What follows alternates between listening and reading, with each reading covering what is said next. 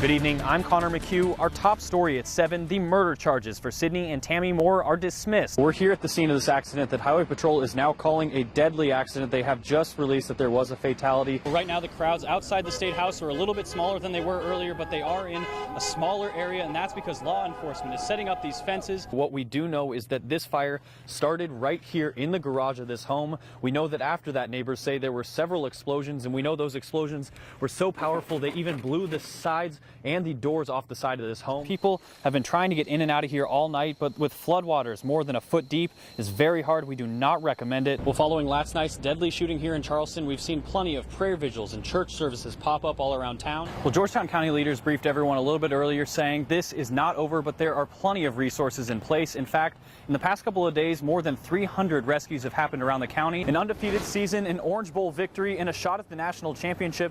Any school around the country would be okay with just one of those things. Well, NASCAR and the Confederate flag are two things that have gone hand in hand for many decades, but this year that may not be the case. Now the track is hoping that instead of having an infield full of rebel flags, it'll see more of a different kind of red, white, and blue. Right now it's a very different scene here on the State House grounds, but earlier it was a whirlwind of emotions. People from both sides of the argument were here, and they weren't afraid of sharing their opinions.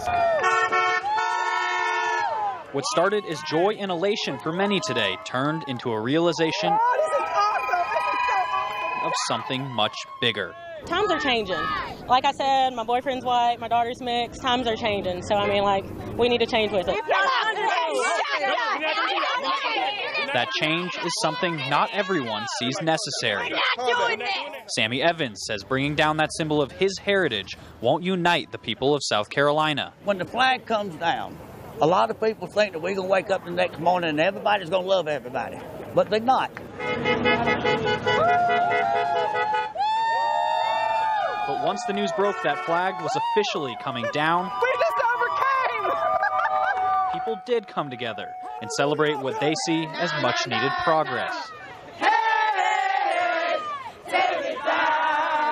No one should have to walk through the world and walk by a symbol of slavery and hatred ever. Goodbye. Robin Hipp says that flag does not represent heritage and does not represent South Carolina. What it can now represent is history and progress. What it's going to do is tell bigots that this is not their state of mind. One state, one flag! That it belongs to all of us. One state, one flag! With just about every resource available, towns around Georgetown County are in decision mode. Leave now or wait for the flooding to get worse. On the north side of the Black River, you never think that this could happen to you. One community doesn't even have a choice. That house over there with that green shop, that's my shed and that's my house right there. Bryant Leday has lived in this home in Chopee for more than 7 years. This is worse than anything. He got married here, raised his kid here, and now, like many others, has to find a new home for the time being. If it wasn't for that little boat, I would have had to tote it. Tote my wife and my kid and everybody out of there. Leday says what's making this situation harder for everyone is some people are now preying on their misfortune. People coming up here with boats and spotlights shining around.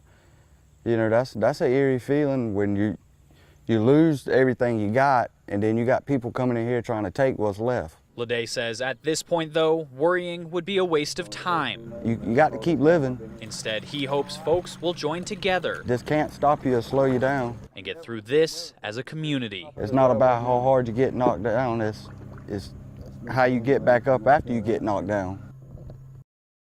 Look right up there, buddy. Cheese, do a big smile for you, baby. It's a sight you'll see in any mall across the country.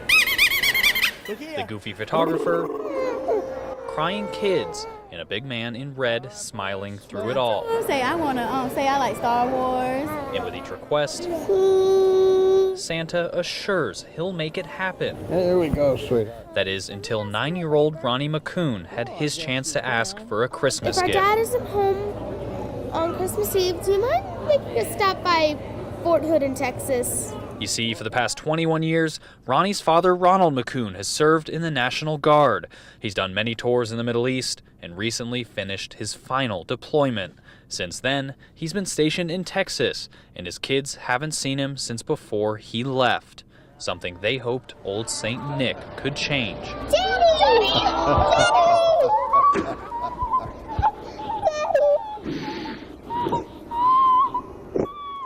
Gripping tighter than ever, this family won't be waiting until Christmas for its gift. You thought your dad wasn't going to be home. The next thing you know, you just see him right after you tell Santa what you want. That's kind of exciting. Knowing I'm home, knowing I can touch him, knowing I can hug him, hold him, tuck him in bed, it's something you miss.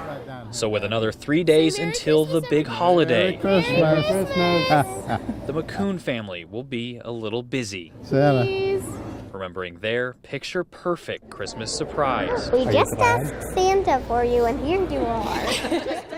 In Florence, Conor McCue, I might make you carry me. WMBF News.